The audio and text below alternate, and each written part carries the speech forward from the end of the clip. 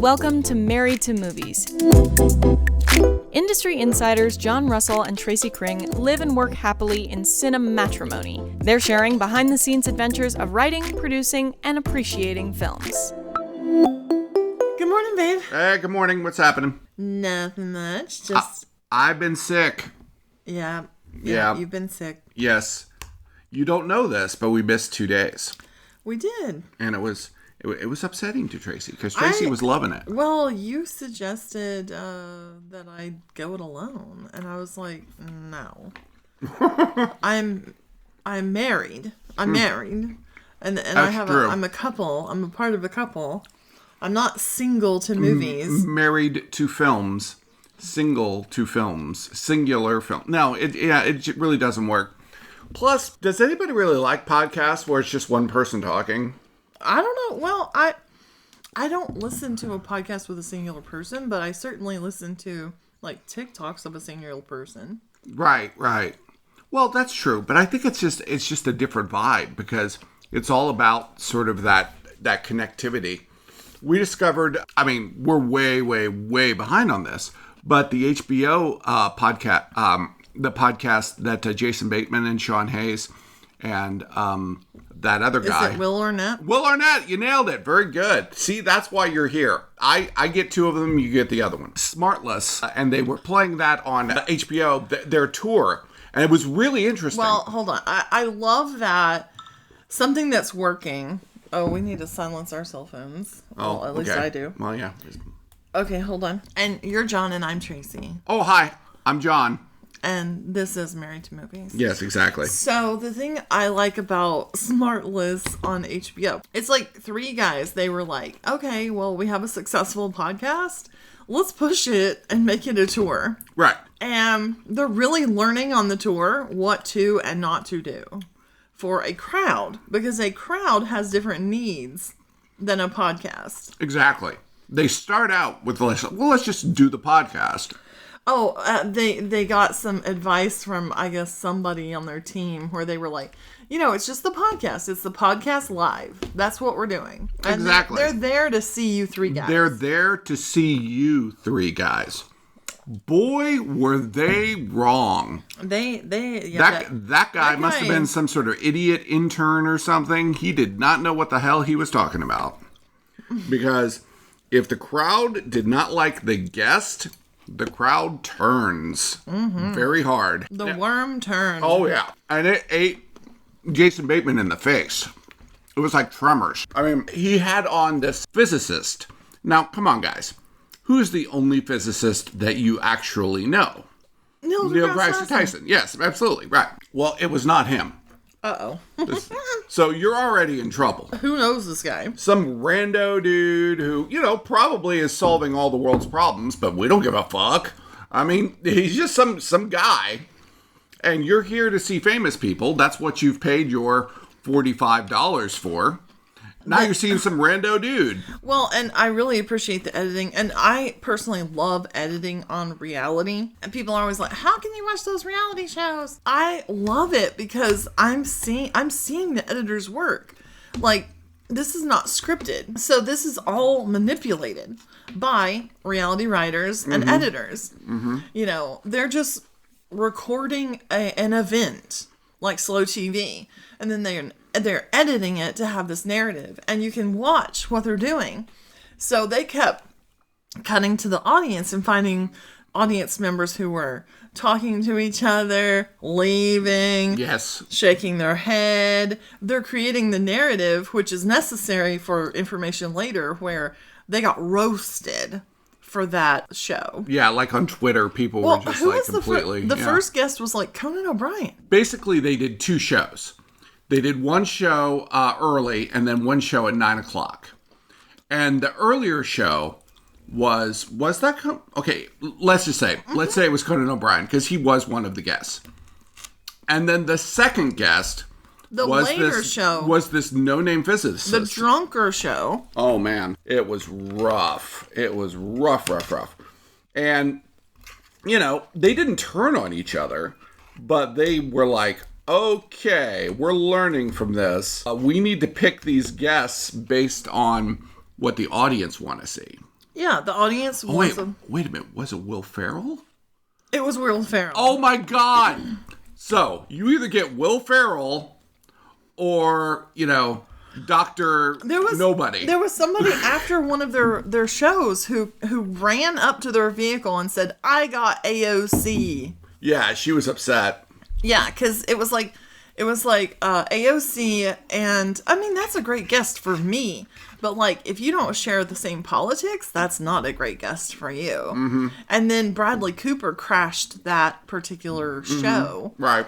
It's very interesting because the three guys imagined that they were the show, and live, they're finding out a little different. You know what? The whole thing kind of reminds me of that. There's the British show, The Trip, where they're always kind of like bickering with each other. Imagine it's like The Trip, but at the end of it, there's a show. I think it works really well, and you really get sort of an insight into kind of who personally Jason Bateman, Will Arnett, and Sean Hayes are. And they talk about food a lot. They do. They do talk about food a lot. Almost as much as we talk about food. Will Arnett, very together, very family guy. Sean Hayes, very sweet, very quiet, but with, bursts of energy and hilarity.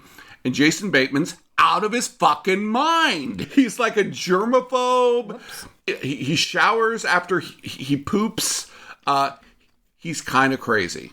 Well, I don't understand why he doesn't just get a bidet. That's a good point. As owners of a bidet, why shower the whole body when you just need to shower one little part? That's true. Or in some cases, one big part. Oh. You never know. I was sold on the bidet when I heard Will Smith talk about it. Wow. You see, you say celebrity doesn't have power. All right. What did Will Smith say about the bidet? Well, I was already looking at bidet because I found out how many trees each person uses just in toilet paper every year. In my research, I found Will Smith talking about, like, if you pooped, would you, like, if you got poop on your hand, right? Your poop or somebody's poop. Mm-hmm. Would you feel okay with just, like, wiping it off? Mm-hmm. Or would you, like, want some, like, water, maybe something right. a little bit more thorough? Right. Because you can just imagine it in all your little hand cells or wherever you got. I am eating, babe. Sorry. And he's like, no, you'd want to wash that shit off. Exactly. You want to wash that shit and off. I, like, immediately ordered on Amazon. And thank the Lord, because all through the pandemic, when there was no toilet paper, we were fine. But let me tell you this, okay? There are two kinds of bidets. There's this one kind of bidet where basically you turn it on and you sit and it's kind of like a little fountain that comes up your Buddha hole. That's not the kind that you want. You want the wand. You gotta have the wand. You want the full pressure power. Boop, boop, boop. Put the fire truck up. Yeah, right up there, babe. Just, whoa, hallelujah. That's what you want. Because my brother has the little water fountain, and no. You can turn it up. Yeah, but it's still, it does not achieve, full flow. Yeah, you definitely have, like, surface flow. Right. And then you have, like, semi-enema flow. Yes, exactly. That's what you like. You like to stick it in. Well, I didn't say that. Let's not start any rumors here. Okay? So, all right. So I wanted to ask you about something. What? And you didn't know that I was going to ask you about this. What? So this is a bit of a surprise, which is always fun. You are re-editing right now our film Wheelies Incorporated. Mm-hmm. Well, I'm not re-editing. I'm still editing. Right, exactly. But you're going back through. Yeah, Mm-hmm. You're going back through. What is it that you discover about yourself on your initial edit?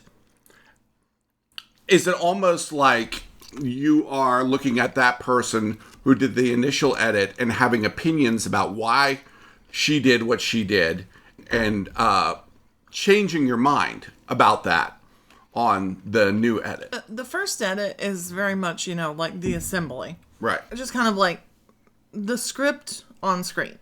Right. You're really not making tons of judgments. But maybe the script shouldn't be on screen.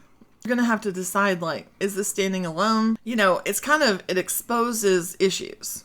the rough cut for me. Interesting. Okay. The assembly cut. All the blemishes are coming out. Well, the thing is, if you start over editing the assembly cut, you could really steer things like in a certain direction, and maybe that's not the direction they're going to end up wanting to go.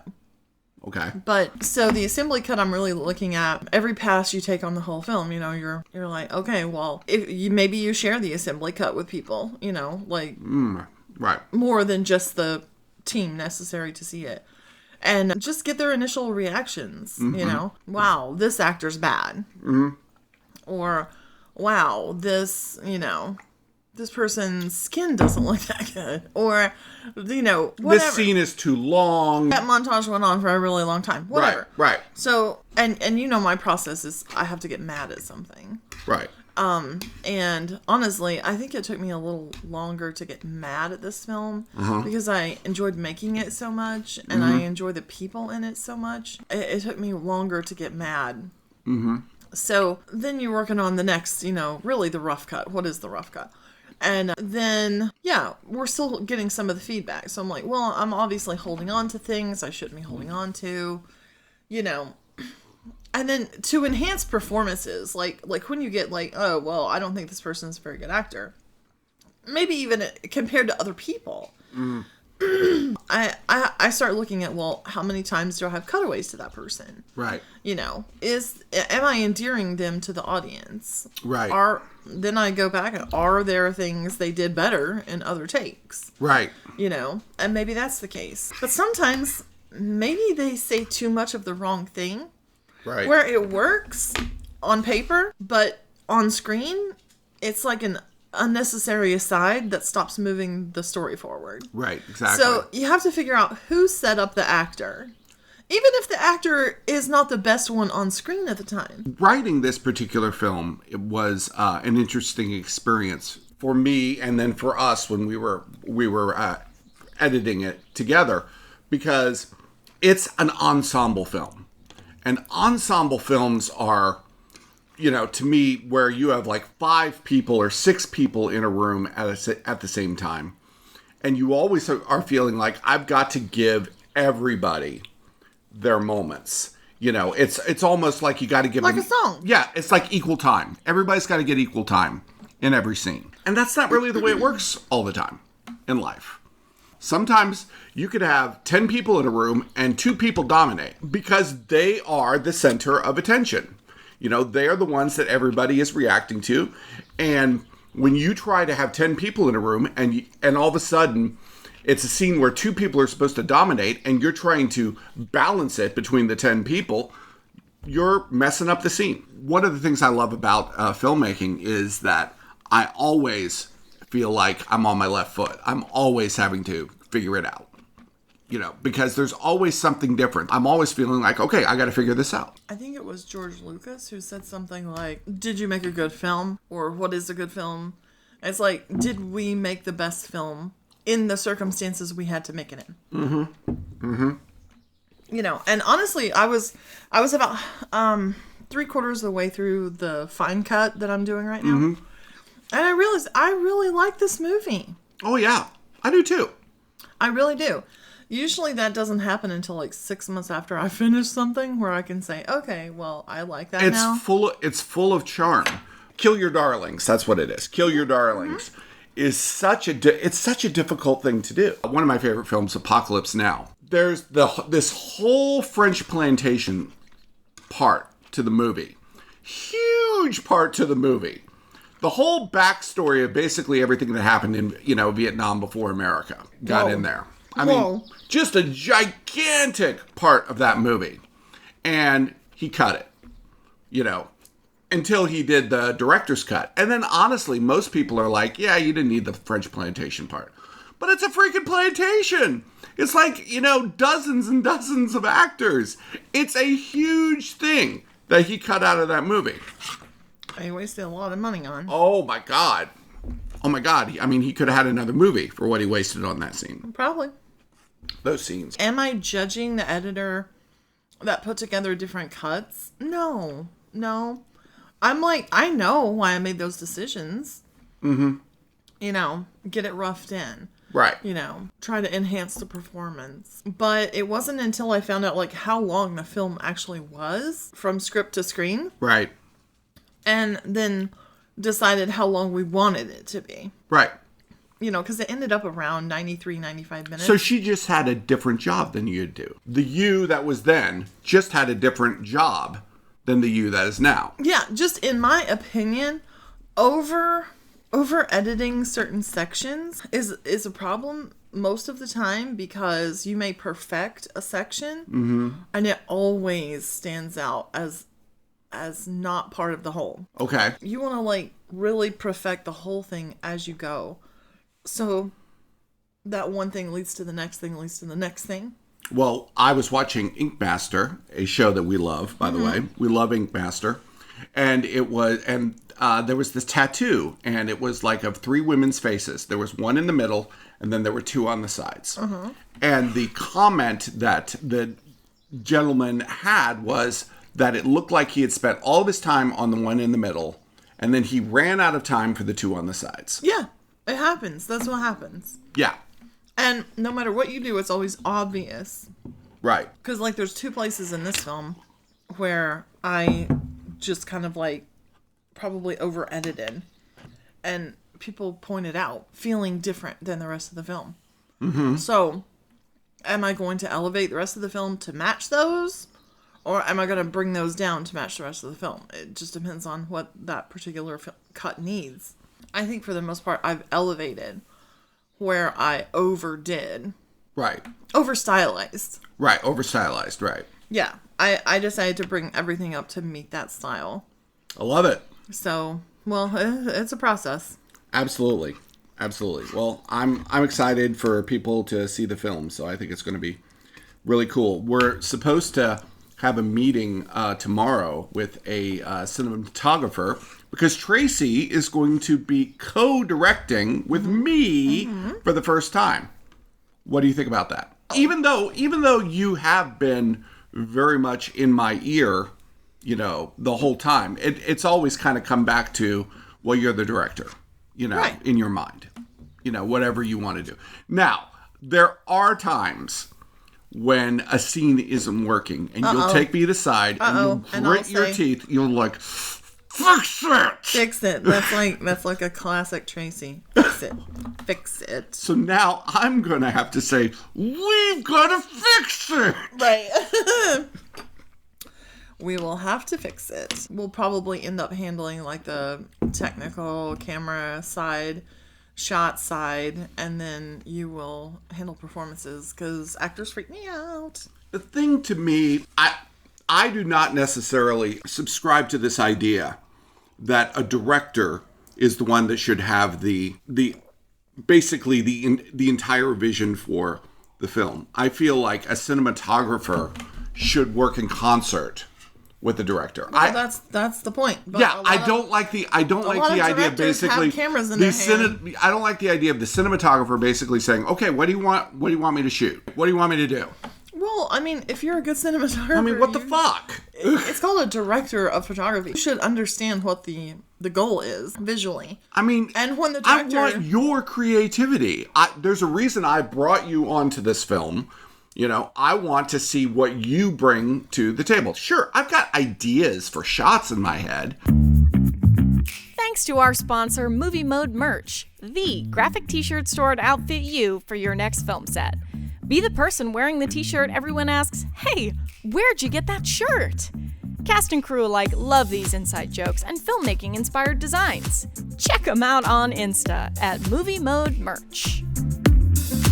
I was listening to Michael Biehn on a podcast, one of our favorite actors. We love Michael Biehn. And he was talking about Tombstone. He was talking about when they fired the original director, George Cosmatos.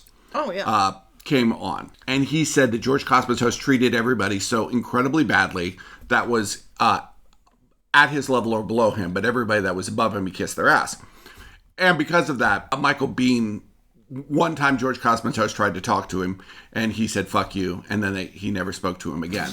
I mean, literally, there are directors who never talk to actors. Well, it is a thing.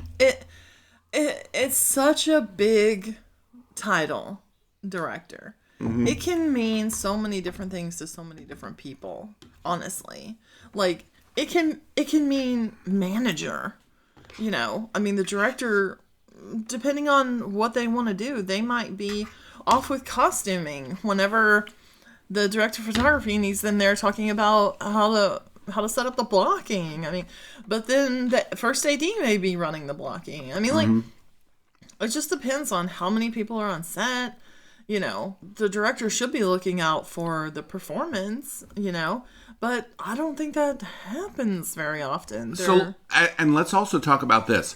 Power corrupts, and absolute power corrupts absolutely. And that's the way it is on a film set too. Okay? If you have a director and basically he is just like, I am going to take control of everything. This is my film. This is my vision. You know, I'm going to be a fucking auteur. He's going to corrupt the film. Just a brief aside here. That show, Project Greenlight. Oh, God. I don't know if it's streaming. How many nightmare directors have they had on that one? It's definitely streaming somewhere. Probably on, like, I don't remember who did it, HBO or Showtime. Oh, my Lord. But it's like Ben Affleck and Matt Damon giving money to people to make a movie. And the last season of that... Oh, my God. The director made such a piece of shit movie. He did. And, boy, but The worst kind of movie. A comedy that's not funny. Oh, God, just terrible film. And the thing I liked about him, though, he just would not accept no for an answer. Mm-hmm. You know, he decided he wanted to shoot it on film. It was going to only work if it was on film. Right. And every meeting, he would bring it up, and everybody would say, no, we're not shooting it on film. But do you think that's a good thing, not taking no for an answer? No, I don't. It makes you a dick. But sometimes you have to be a dick. Mm-hmm. Sometimes you just have to say, no. Right. No. Now, and this was the hill he was going to die on, was shooting it on film. But he did get his way. Did it make or break the movie? Hell no. You should have shot it on the iPhone and spent like hardly any money on this film because it was going to turn out a piece of trash. And at least if you had no money, you might have had to use some creativity and fix it. Right. Soapbox. The only film that they have ever made on that was any good was this Battle of Shaker Heights. No, I wasn't. No, I was going to say Feast. Oh, Gulager. I would say that's might be their most successful. Gulager was like almost autistic. I mean, he was such a strange cat. I wish I knew where he went. I thought he was so cool.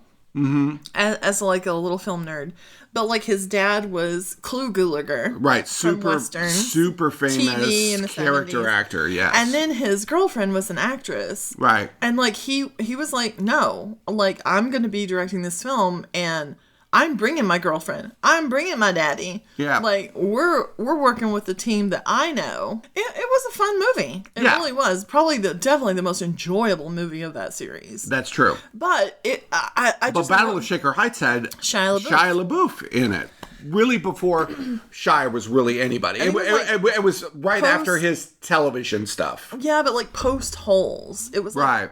After Holes. It was in his like high school teenage years. Right. So, I don't know if any people out there have ever seen Project Greenlight, but it's an in-depth look at really how nobody knows the film is going wrong. Nobody knows how to make them film. To me, film is like the most evolved and difficult art form because... Like, if you wrote a novel, like, holy shit, you started and finished a novel, holy crap. Like, no, but now you have to do another thing, you know. It's 29 minutes in. Okay, cool. So, you wrote a novel, you started it and finished it, great. No, you're not done there. That would be considered a screenplay. Right. Now you got to do something with it. You sell it or option it out or whatever, or maybe decide to make it yourself. And then it's like, oh, now we have to make this whole movie, which is a huge product. Right. It's a huge product with like, you've got set design. I mean, you've got fine art. You've got you got photography. There's so many different arts. Music. And then you end up in post-production and you're doing like VFX and composing and like, yeah, it's like every art you can imagine shoved into one product. Exactly. So to me, it's kind of like, it's a meteor. It's like, it's something that goes against the norm or human nature. And you'll feel that too whenever you're making a movie, and especially if you're outside and everything is fine, and then all of a sudden there'll be a lawnmower that'll start up, an airplane, a mile and a half away. One time we were on a set and they were building like a huge shopping center, like miles away from where we were at. Right. And it was like sound, it's very, very difficult to figure out where sound is coming from. Well, we're in a giant field surrounded by trees, sitting under a tree, and there's just jackhammering. And we're like, boom, boom, boom. Like, we can't get rid of that, and it won't stop. So you're like, okay, I'm just gonna get in the car and leave. You guys, if it goes quiet, start shooting again. You're like, if it goes quiet, I've had them stop jackhammering, and you have to knock out the scene. Ah, you co-directed that then? Well, not really. We had already been blocking it and shooting it. Everybody knew what was going on. Right. So, you do. And you walk up to the jackhammer man. Yeah. I walked up to I drove around, and I was putting my head out the window, and I was listening for where this giant pounding jackhammer thing was going. I found them, and I said, hey guys, we're shooting a movie about, a mile and a half away from here. And would you mind stopping for maybe 30 minutes? And they said, yeah, it's pretty close to lunch. We can go ahead and do that. So they stopped. And by the time I got back, they had finished the scene. Yeah. Oh, it was insane. Because it took you a while to get there. It took you a while to get back. It was great. It was great. But you have to do that. And you often get sent out on those types of errands. Oh, man. No, okay. We're not going to tell that story. No, we got to tell that story. It was so funny. On Darcy, we were mainly shooting at this hotel. We were shooting and staying there. Right. And this was one of our excursions out where we had to find a road that was a good sunset road. And we had kind of loosely scouted it, but of course we had no permission to be there. We took a skeleton crew, and we're just having the characters walk down this road. I think it was our second to last day of the shoot. Yeah. It was very close. So they're just walking down this road with sunset behind them, right? Yeah. And then all of a sudden, this guy is mowing the lawn. Yeah, he has one of those gigantic riding lawnmowers. I'm just what? Where is that coming from? So all the way down the other end of the road, this guy's mowing. Right. So we're okay, John, you have to go down there and just get this guy to leave the lawn mowing alone for 20 minutes. Right. So I walk up and I, ask him to stop. And most of the time people are very nice in this situation. Right. They're oh, wow, you're making a movie? Weird. Oh, wow. Hey, that's great. This particular guy was not having a good day. And he started to cuss me out and basically said, get yourself a real job, which is, I think, quite hilarious. He did not like you. No, he didn't like me. He didn't appreciate it. And he wasn't going to stop. Yeah, so he's still mowing. You come back. You're this is not happening. Yeah, this isn't happening. We're just going to have to work around. We're just going to have to work around this. And then to spite us. Yes. To really screw us. Yes. He starts mowing down the driveway out in the dirt, the dirt wash of the yard. Crossing the road. He all crosses the way the road to make sure he gets in the shot and comes back over. Well, what he's unaware of is he has kicked up a cloud of sandy dust and pollen into the air. And now there are beams of light coming through this. And it's the most beautiful shot ever. It's 30 feet into the air. A cloud. Huge cloud of dust. It would have taken, we would have needed a gigantic hazer to accomplish. Just an impossible shot. It all turns golden. Yeah, it's amazing. And I'm just like, guys, let's shoot it now, because this is the most beautiful shot in your film. Right now. Right. This is it. Exactly. Thank God that he didn't stop mowing. And, I think eventually he did stop mowing. And then we just reshot the scene where we got them on the close-ups. Yeah, with good sound. Right, with good sound, where we didn't need the wide shot with the giant, golden plume of smoke coming up. I mean, it was fantastic, and, in his attempt to mess up our film, he actually made the film so much better. Yeah, gave us the best shot. Yeah, exactly. So, yeah. But that same road, we were shooting on the adjacent road, and there was just, come to find out, it was quitting time in town, and everybody was going home down this back road. I mean, it's just this is a completely empty road. Yeah, we scout it. It's completely empty. Yeah. And now there's I don't know, it's 20 cars a minute. They just keep coming. I mean, you are not going to control the world. No, and we're not going to call anybody to control it. So basically, we're like, John, okay, you're going to have to go up there and stop cars. We send John out because he's very likable to people. Very likable instantly. You're very direct, but you're very likable instantly. So he goes up around the bend and is stopping cars. So there's no more cars coming. We're hurrying up and shooting, right? We're shooting. It was a steady cam shot. They had to walk all the way down here, reset, walk all the way down here, reset. We're just in a loop. And then we're like, we call you and we're like, hey, we're done. So you come back down and you have a beer in your hand. I have a beer. One of them gave me a beer while we were waiting. They were just, John just created a block party. It's so funny because I co-directed that film with another director, and I walk up over the hill and I've got the beer and everybody is like, oh, look at it, everybody's cheering and they're just like, it was a legendary moment, and it was very funny. It was very funny the way it ended up working out. What was the call with that guy from the college? I had answered a Facebook ad in one of the film forum things, and he basically was saying, hey, I would like to start a screening. Like a film series. Yeah, like a film series, where you can, come and you can show your films, and, then we can... So, well, you're talking to him, we won't be specific about this, but you're talking to him and you get off the phone, come talk to me, and you're like, well, so the guy says if we bring one of our films and we bring a crowd, he'll screen our film. And I was like, excuse me? Yeah. So I'm bringing my film. I'm bringing my crowd. You're supplying nothing. Right. And then you're getting the ticket sales? In what world do you think I'm this big a dummy? Well, yeah. And I don't know necessarily even if there would be ticket sales. He was just a kid that wanted to do something. And let me just tell you. Then just leave the theater unlocked at night then. Look, there were just people out there who, they're inexperienced but they have enthusiasm. They want to do something.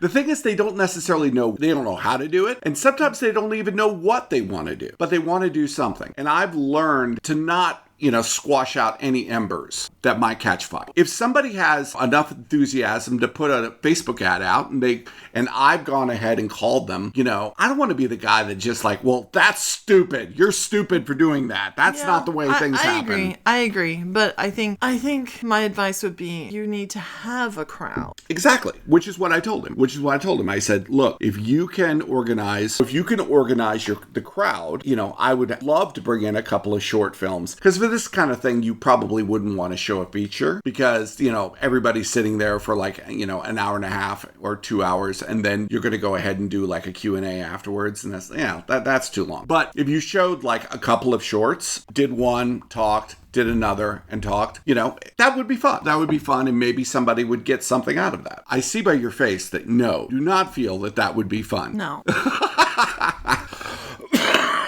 I mean, I guess if the filmmakers are there, I just feel like if you're going to try to start a film series, or you need to have, it's just like starting a product. If you don't have a product that speaks to a specific market, right, and you don't understand that market, why are you making this product? Well, okay. Sometimes, the idea of a product can lead to a product. So no, this film's, what we're talking about doing may not end up being what this film series starts out being at all. But if what he and I were talking about, okay? This amorphous thing. But you have to start with something that doesn't have form for it ever to, completely have form. Yeah, I guess. Prototype. It's like a assembly cut. Mm-hmm. You have to start with something. Yeah, exactly. And I think I would rather do something that's kind of like half-assed than try to basically put together, okay, let's make sure, all this, and let's make,